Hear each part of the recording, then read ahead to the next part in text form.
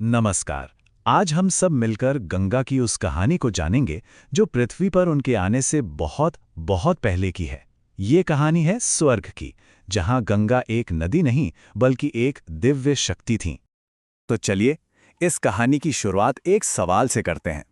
आखिर इस पूरे ब्रह्मांड में सबसे परोपकारी, सबसे ज्यादा कल्याण करने वाली शक्ति कौन सी है?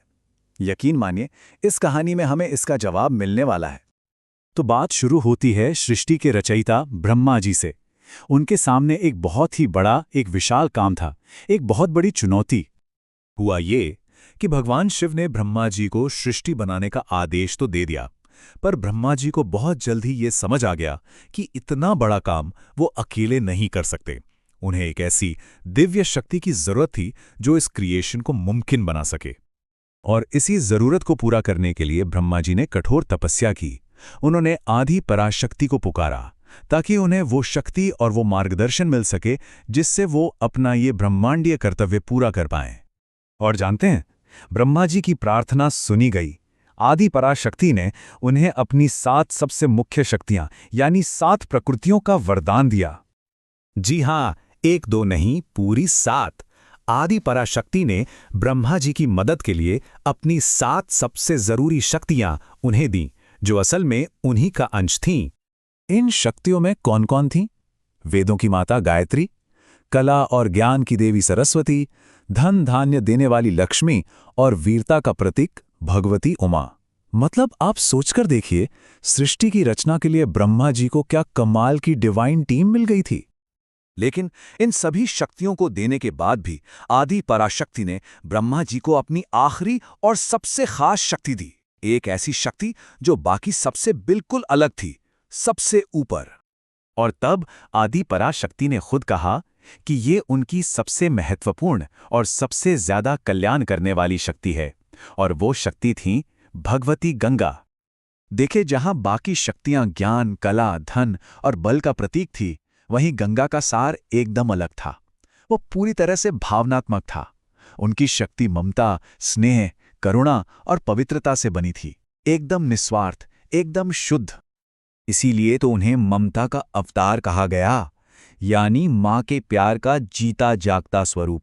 एक ऐसा प्यार जिसमें कोई छल कपट नहीं, कोई स्वार्थ नहीं, सिर्फ और सिर्फ शुद्ध स्नेह है। और ये कोई छोटी बात नहीं थी। इस एक वाक्य ने गंगा को पूरे ब्रह्मांड की सबसे कल्याणकारी शक्ति बना दिया। और यहां एक बहुत गहरी बात छिपी है कि सबसे बड़ी ताकत ज्ञान, धन या बल नहीं, बल्कि निस्वार्थ प्रेम है। शायद यही इस कहानी का सबसे बड़ा सार है।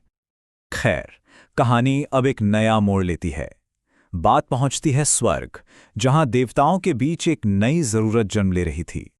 गंगा का स्वभाव, जैसा कि हमने देखा, बहुत भावुक था।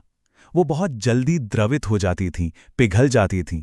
इसी वजह से उनका भाग्य तीनों लोकों में जल के रूप में बहना तय हुआ।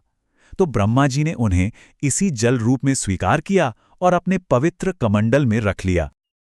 अब सोचिए, स्वर्ग जहां किसी चीज की कोई कमी नहीं, हर तरह का सुख, हर तरह का ऐश्वर्य, लेकिन फिर भी वहां रहने वाले देवताओं को एक खालीपन महसूस होता था। किस चीज की कमी थी उन्हें? जवाब बहुत सीधा सा है, पर बहुत गहरा। उनके पास सब कुछ था, सिवाय एक मां के।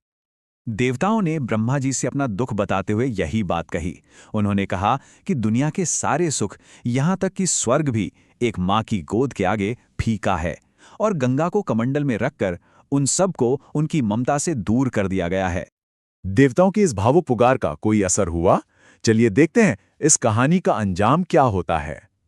तो सभी देवताओं ने मिलकर ब्रह्मा जी से प्रार्थना की कि मां गंगा की उस पवित्र धारा को स्वर्ग में बहने दें।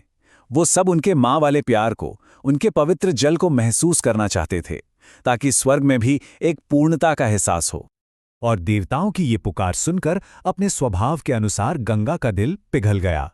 वो द्रवित हो गईं और उन्होंने स्वर्ग में एक धारा के रूप में बहना स्वीकार कर लिया। यही था उस दिव्य कहानी का सबसे सुंदर पल। और जैसे ही गंगा स्वर्ग में आई, मानो सब कुछ बदल गया। देवताओं की खुशी का तो कोई ठिकाना ही नहीं रहा। वो रोज सुबह शाम गंगा की पूजा करने लगे, उनकी वंदना करने लगे। स्वर्ग अब सिर्फ एक ऐशो आराम की जगह नहीं रहा, बल्कि वो एक भावनात्मक रूप से संपूर्ण जगह बन गया। तो इस पूरी कहानी का असली सार क्या है? यही कि गंगा का वो दिव्य रूप सिर्फ एक नदी नहीं था, वो तो एक बहुत गहरी, एक सार्वभौमिक जरूरत को पूरा कर रहा था, माँ के प्यार की जरूरत को। ये कहानी हमें बताती है कि दुनिया के सुख सुविधा चाहे कितने भी मिल जाएं, पर भावनात्मक जुड़ाव और माँ के प्यार की जरूरत तो देवताओं को भी होती है। ये एक यूनिवर्सल सच है।